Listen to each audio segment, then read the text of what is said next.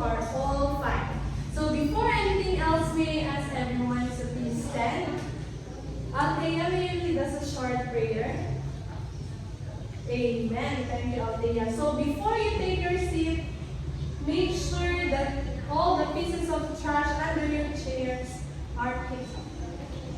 So last meeting, we discussed about verb. Again, what is verb? Verbs are very good. Verbs are action words. Before we begin with our discussion, let's have a short activity. But before that, let me present to you our class objectives. So within a 1 hour period, you are expected to construct sentences using active and passive voice through watch and observe game, distinguish active and passive voice, and transform paragraphs into active and passive voices. So before we move on to our next topic, let's have a game called Watch and Observe. So as you can see, I have here a bowl. All you need to do is to observe what I will be going to do. Is it clear, class? Very good. So now,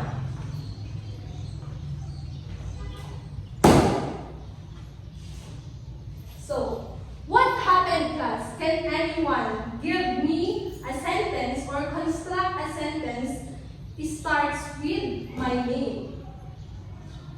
Yes, Judeline? Alright, very good, Judeline. So let's write on the board what Judeline has said. So Judeline said that Miss Arimas bounced the ball. Right, very good, Judeline. So Miss Arimas bounced the ball. So who is the subject of this sentence? Who is the subject in this sentence? Very good. The subject is Miss Arimas. How about the verb? Yes, Mark? Alright, the verb here is bounce. So let me do it again. Let me do it again. So now, construct a sentence that starts with the use of ball. So let's start our sentence, the use of ball. The ball. What happened to the ball? Yes, very good. The ball was bounced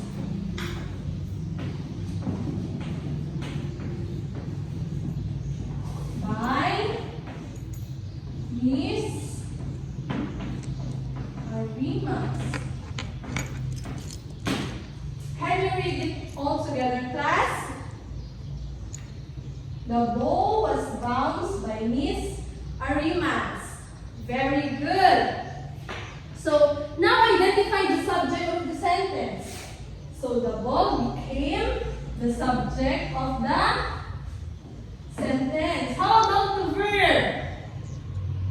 Alright, was bounced is the verb of the sentence. Now, take a look at these pictures, class. Take a look at these pictures.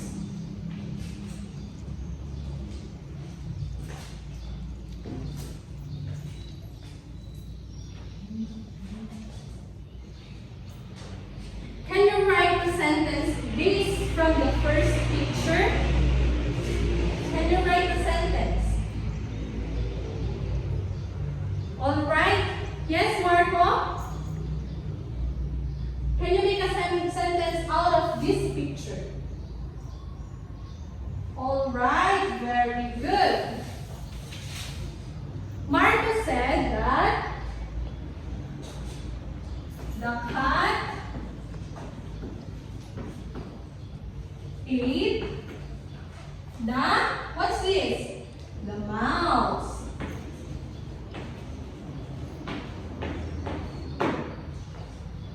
The cat ate the mouse. Very good, class. So, in here, who is the subject of the sentence? Who is the subject in this sentence? Yes, the cat. Who performed the action? What did the cat do? So, she ate the mouse. Very good, class. So, now, let's move on to the next picture. Let's start with the mouse. So, can you tell me, can you construct a sentence using this picture? Yes, EJ. Come again. Alright. Elmer said that the mouse was eaten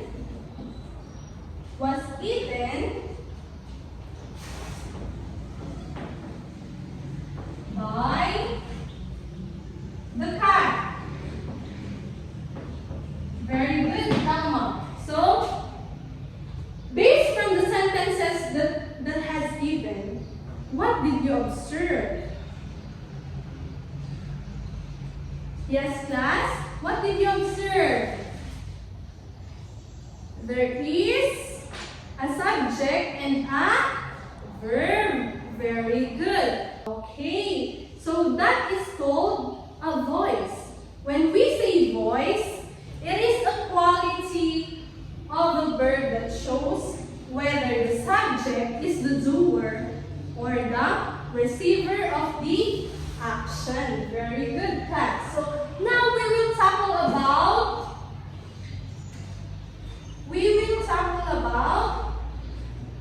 the two voices of verb. But before that, last meeting I gave you an assignment, right? I grouped you into two, and then the first group will research about active voice. And the other group, the second group, will research about passive voice. Alright, may I ask the representative from each group to present their output. Alright, may we have the group 1? Alright, very good. Group 1, please give yourselves a round of applause. May we have the group 2?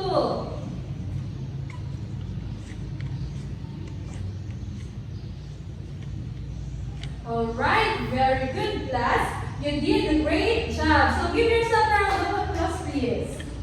Okay, so now we will talk about the two voices of verb. So when we say voice is a quality of a verb that shows whether the subject is the doer of the action or the receiver of the actions. So first, we have active voice. When we say active voice, the subject of the sentence performed the action, or the subject is the doer of the action. So, in here, we have the subject, the verb, and then the action. For example, I ate the strawberry pie. For example, I ate the strawberry pie.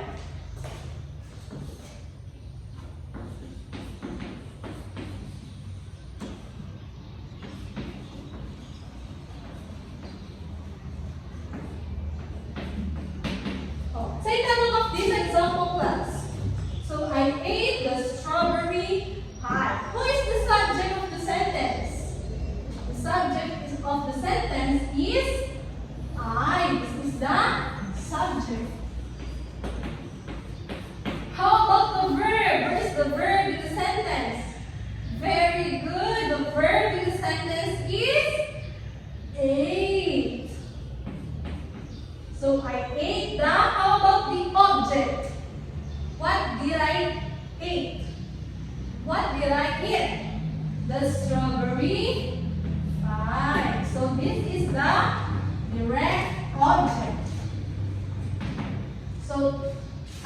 eat the strawberry pie. The subject is I. How about the verb? What is the verb again? The verb here is the word ate. And then the direct object is the strawberry pie. So take a look at our example a while back.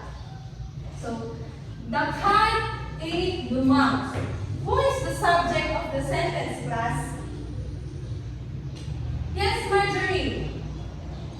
Alright, very good. The subject here is the cat. Cat is the subject. And then, ate is the very good. Ate is the verb. And the mouse is the direct object. Very good, class. So next, we will talk about passive voice. When we say passive voice, the subject of the sentence receives the action. And the passive voice requires a double verb and will always usually the N or ED form of a verb. For example, we have object, the verb, and the subject. So in here we have another example. Let's make this one an example. We have the mouse was eaten by the cat. So the structure is different from the first sentence, right? Alright, so that is called passive voice. So in here we have here the mouse was the object and was eaten is our verb. Very good, class. And the cat is the doer of the action, or she or the cat is the subject. Very good, class. So now let's get to know the rules of converting active to passive voice. So the active voice focuses on the person who does the action. That means the subject performs the action. So in active voice, the doer of the action or subject becomes the receiver, which is now part of the predicate in the past passive voice.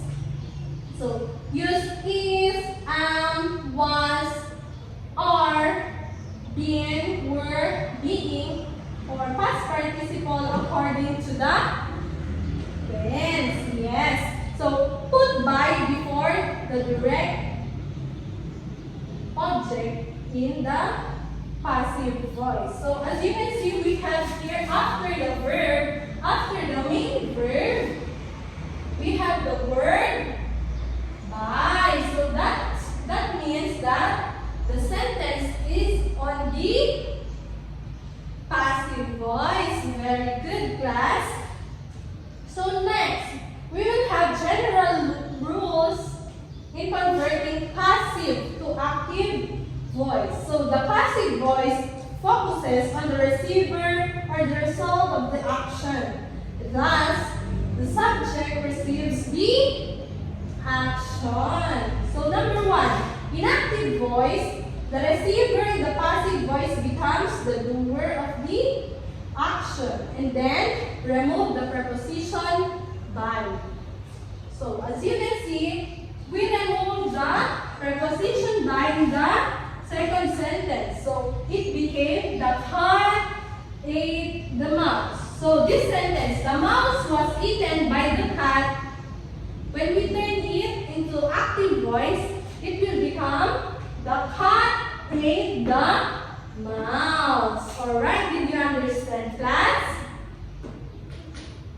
Very good. So now, we will have another activity. So do you want to play game again? Yes, very good. So now, I will group you into three. So with the same group a while back, you will be going to, all you need to do is the game is called Transforming. We will play Transforming. me? Game. So, in the game, you will throw sentences from each group of you. Is it clear? For example, the group 1 will throw a sentence that is in active voice. And then the second group will transform the active voice into passive voice. So, alternate please. The same as with group 2, you will construct a sentence in passive voice. And then the group 1 will transform it into active voice. Is it clear, class? Alright, very good. So now let's begin. So I will give you 10 minutes to play the game. So within that 10 minutes,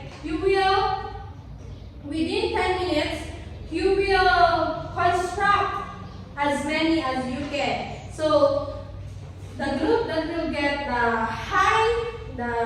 the most number of sentences will win. Very good. So now let's start the game.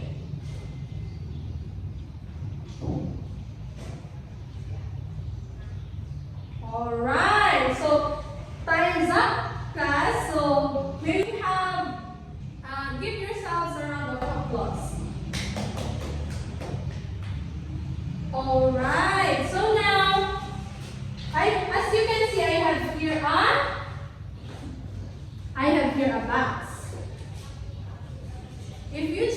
I will test your understanding, and as you can see, I have here a box, and inside this contains your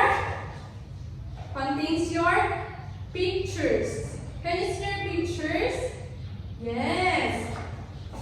So I have here a box, and it contains your pictures. I will pick one, and whoever name is called will answer my question. Is it clear, class? Yes. So now let me pick one picture. So this is, who is this? Who is this? Yes. So I pick Nikesha. So Nikesha, stand up. This is your question. What is voice? What is voice, Nikesha? Alright, very good, Nikesha. So voice is the quality of the verb that shows whether the subject is the doer or the receiver of the action. So very good, Nikesha. Give Nikesha a round of applause. Now I will pick another one. Janelle. So who is this? Yes, it is Janelle. Then I'll stand up. Okay, Janelle, can you give me an example of active voice? Very good, Janelle. So Janelle says that the carpenter built a house. Very good, Janelle. Who is the subject of the sentence? Who is the subject in the sentence you have given? The carpenter. How about the verb? Yes, the carpenter built. So next, we have another person to answer. We have Jasmine. So Jasmine, what is the difference between active and passive voice? Alright, very good, Jasmine. So in active voice, the subject is the doer of the action. Very good, Jasmine. How about the passive voice? Yes. In passive voice, the subject is the receiver of the action. So last one, we have Dexter. Alright, Dexter, stand up. So transform this sentence into passive voice. So the chef cooked the meal. Can you give me the passive voice of the sentence? The chef cooked the meal. Come again. Alright, very good. The meal was cooked by the chef. Very good, Dexter. So now, to test your understanding, I have prepared a sheet of paper, and in here, you will transform the paragraph into passive voice. So write the answer in the space provided. And the test 2, you will transform the paragraph into active voice. And then you will still write your answer in the space provided. So here's your paper. Can you please pass it? Do it in 10 minutes.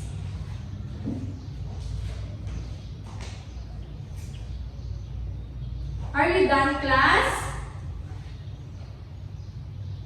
Alright, so pass your papers now.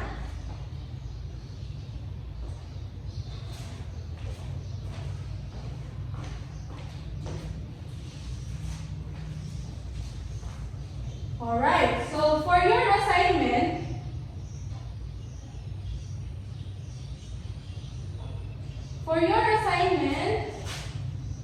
write 10 active and passive voice sentences.